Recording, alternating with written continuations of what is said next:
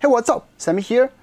Probably again, I'm the first one to unbox the just released Redmi Note 8 Pro on YouTube.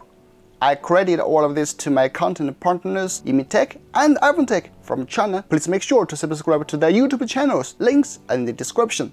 Now, get back to the topic. In this video, I'm going to basically cover everything about it, like unboxing, camera performance, game test, etc. So, sit tight and let's go!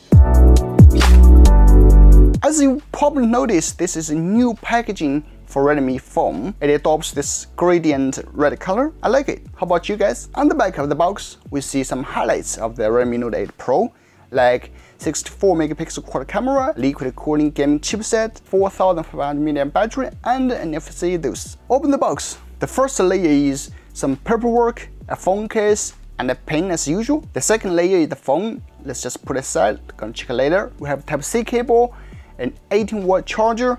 That's all. Let's check out the design.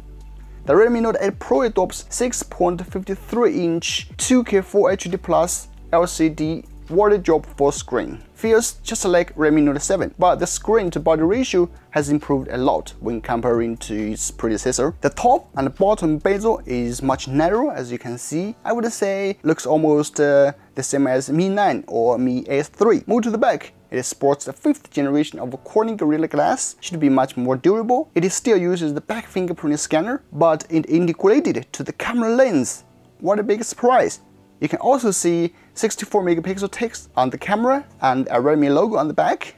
Nothing more. I like this elegant back, especially the light reflection effect when you slightly shake it. Again, it still has a 3.5mm headphone jack. Thumbs up for that, as not so many manufacturers are doing that right now. The top keeps the infrared blaster, as most users strongly ask for. Also, NFC is available on this handset. You can use it as a dual access dresser.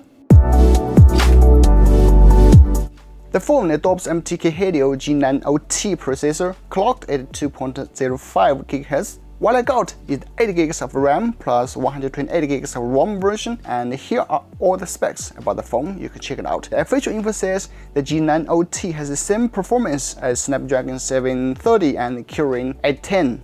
Is that true? Let's do some game test. The first game is PUBG. Here in the settings, you can either choose HDR high resolution and full frame combination, or smooth and extreme full frame combo. What I choose now is the latter. It feels smooth, no lag at all.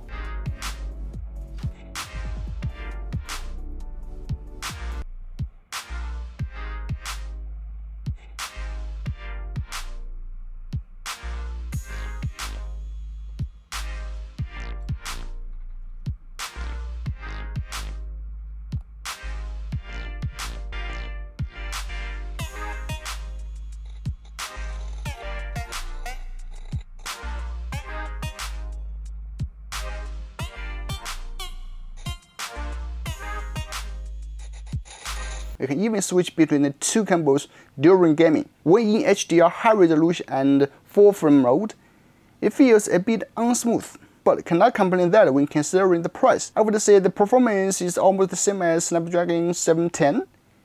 I have used a game frame recording app to record the whole gaming. You can see the average FPS is 58. The average fluctuation is 1.95 frame. Not bad at all. Next is the car racing game. I set all the specs to the highest, as you can see here.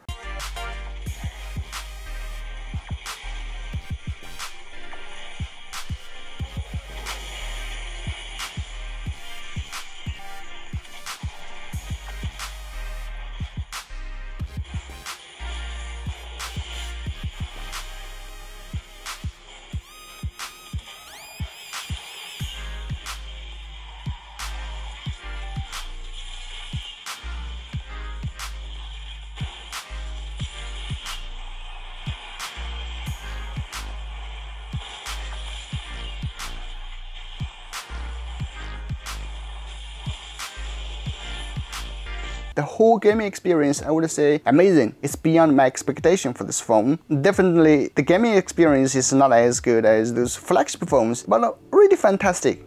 The gigantic 4500 mAh battery and liquid cooling system of this chipset on this phone even contributes to a better experience.